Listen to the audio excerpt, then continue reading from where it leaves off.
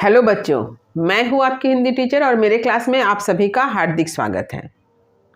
बहुत से बच्चे ये जानना चाहते हैं कि किसी पंक्ति का आलोचनात्मक व्याख्या कैसे लिखा जाए। ऐसे मैंने जब भी किसी कविता के अर्थ को समझाया है तो मैंने प्रत्येक पंक्ति के अर्थ को समझाने के साथ साथ उसकी व्याख्या भी प्रस्तुत की है और उसका विशेष भी बतलाया है।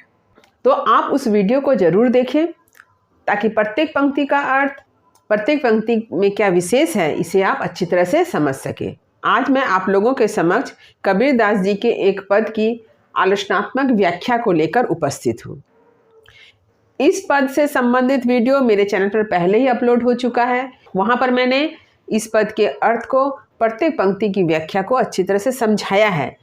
आज मैं इस पद के व्याख्या को आप लोगों के समक्ष लिखकर प्रस्तुत कर रही हूँ। आप लोगों के मन में यह सवाल उठता है कैसे लिखा जाए, इसलिए मैं आज पद की आलोचनात्मक व्याख्या को लिखकर प्रस्तुत कर रही हूँ। आप इसी आधार पर किसी अन्य कविता की पंक्तियों की व्याख्या करें, किसी कहानी में दिए गए किसी पंक्ति की व्याख्या करें। तो आज मैं जिस पद को लेकर उपस्थित हूँ उसे मैं पहले पढ़कर सुना देती हूँ। आप ध्यान से सुनिए। उठे तन को क्या गर बावे, मरे तो पली भरी रहन न पावे।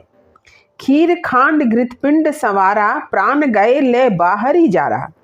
जिहि सिरी रची रची बांधत पागा, सो सिरु चंचू सवार ही कागा।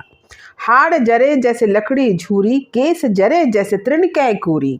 कहे कबीर न अजहु न जागे, जम का दंड मूड मही लागे। मान लीजिए परीक्षा में यह पद आपको आलोचनात्मक व्याख्या के लिए दिया गया है, तो आप कैसे लिखेंगे? तो जो क्या लिखने का तरीका है उसे भी मैं प्रस्तुत कर रही हूँ। तो सबसे पहले यह पद किस कवि की रचना है और उसके किस रचना से ली गई है, इसे आपको लिखना होगा। प्रस्तुत पद हमारी पाठ्यपुस्तक हिंदी पाठ संचयन में संकलित कबीर के पद शीर्षक पाठ से उद्धृत है, या आप लिखेंगे अवतरित है, या आप लिखेंगे ली गई है। अभी मैंने जिस पद को पढ़ा है यह पद वेस्ट बंगाल बोर्ड के अंतर्गत क्लास 12 में पढ़ाई जाती है। हिंदी पाठ संचयन पाठ्यपुस्तक का नाम है और कबीर के पद शीर्षक के अंतर्गत इस पद का उल्लेख मिलता है। तो इसलिए मैंने यहाँ पर लिखा है कि आप जो है उद्धृत है लिख सकते हैं, या अवतरित है लिख सकते हैं, या ली गई है लिख सकते हैं। इसके रचयिता या रचनाकार आप दोनों ही लिख सकते हैं, कवि भी लिख सकते हैं। संत कबीरदास जी हैं। तो ये हो गया संदर्भ। संदर्भ के बाद प्रसंग लिखा जाता है, तो ये है प्रसंग। देखिए प्रसंग क्या है। प्रस्तुत पद के माध्यम से कबीरदास जी ने हमें यह परामर्श दिया है कि कभी भी नश्वर शरीर पर घमंड या अहंकार ना करें। तो यहाँ पर आपको पॉइंट बनाने की आवश्यकता नहीं है, लेकिन आपने देखा होगा कि बहुत जगह पॉइंट बनाकर लिखा जाता है। उत्तर पुस्तिका चेक करते समय जो आपके परीक्षक होते हैं उन्हें यह मालूम होता है कि बच्चे किस तरह से लिखते हैं उत्तर, और उत्तर का पैटर्न क्या है। तो आरंभ में संदर्भ हो गया, उसके बाद हो गया प्रसंग। अब जो है पंक्ति की व्याख्या। कवि कबीरदास जी कहते हैं कि इस संसार में मनुष्य अपने शरीर को पाकर अत्यंत प्रसन्न रहता है और इस शरीर पर घमंड करता है।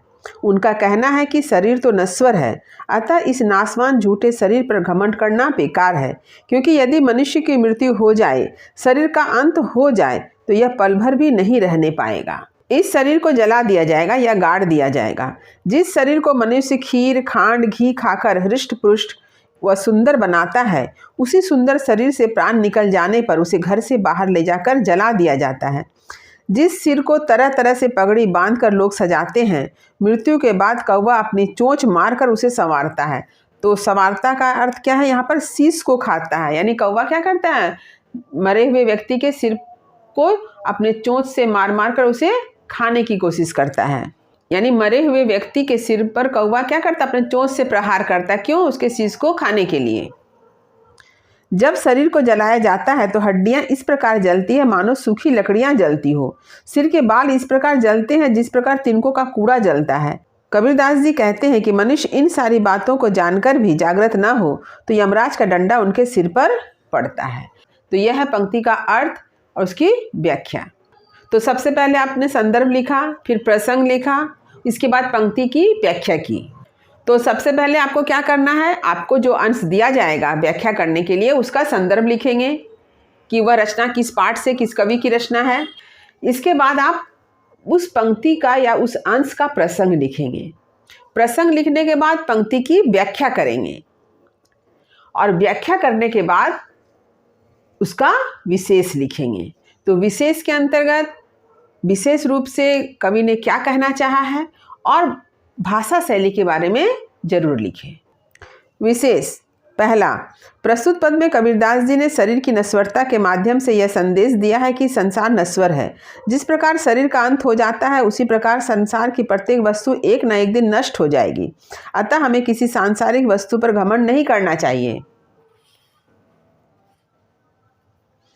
दूसरा, उन्होंने बतलाया है कि हम मनुष्य माया मोह आकर्षण में फंसकर ही नश्वर वस्तु के प्रति जागरूक हो उठते हैं और आत्मा का विकास नहीं कर पाते हैं। तीसरा, उन्होंने यह भी बतलाया है कि अज्ञानता मूढ़ता के कारण ही मनुष्य संसार रूपी सागर में फंसता है और सच्चे परमात्मा को भूल जाता है। इसके बाद चौथा है अलंकार। तो कौन कौन सा अलंकार है? पहला है अनुप्रास अलंकार। तो कहाँ कहाँ अनुप्रास अलंकार है? देखिए, कौ क्या में क वर्ण की आवृत्ति, खीर खांड में ख वर्ण की आवृत्ति, जरे जैसे में ज वर्ण की आवृत्ति, कैकुरी में क वर्ण की आवृत्ति, कहे कबीर में क वर्ण की आवृत्ति, मूढ़ मही में म वर्ण की आवृत्ति से क्या है? अनुप्रास अलंकार है। दूसरा ख देखिए, रचि रचि में पुनरुक्ति अलंकार है। ग उपमा अलंकार। तो उपमा अलंकार कहाँ? देखिए, हाड़ जरे जैसे लकड़ी झूरी, केस जरे जैसे तृण के कूरी। तो इस प्रकार से इस पद में हम लोग अनुप्रास अलंकार, पुनरुक्ति अलंकार और उपमा अलंकार देखते हैं। 5 नंबर, प्रस्तुत पद की भाषा सद्दुकड़ी है। छठा, स्थायी भाव शोक है। और 7 नंबर, रस कौन सा रस है? शांत है। तो उम्मीद करती हूँ कि कविता या कहानी के किसी भी पंक्ति की व्याख्या करने के लिए जब आपको दिया जाएगा तो आप उसकी व्याख्या अच्छी तरह से कर सकेंगे।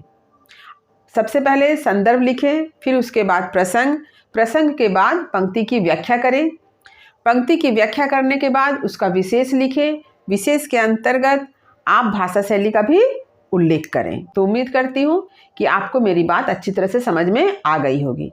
फिर भी यदि कहीं कुछ समझने में दिक्कत हो तो कमेंट अवश्य करें, वीडियो को लाइक करें और सभी पढ़ने वाले विद्यार्थियों में शेयर तो जरूर करें। जो बच्चे मेरे चैनल पर नए हैं वे चैनल को सब्सक्राइब करना ना भूलें ताकि हर नए वीडियो का नोटिफिकेशन उन्हें समय समय पर मिल सके। तब तक पढ़ते रहिए, जीवन में आगे बढ़ते रहिए। मेरी शुभकामनाएं आप सभी बच्चों के साथ है। धन्यवाद।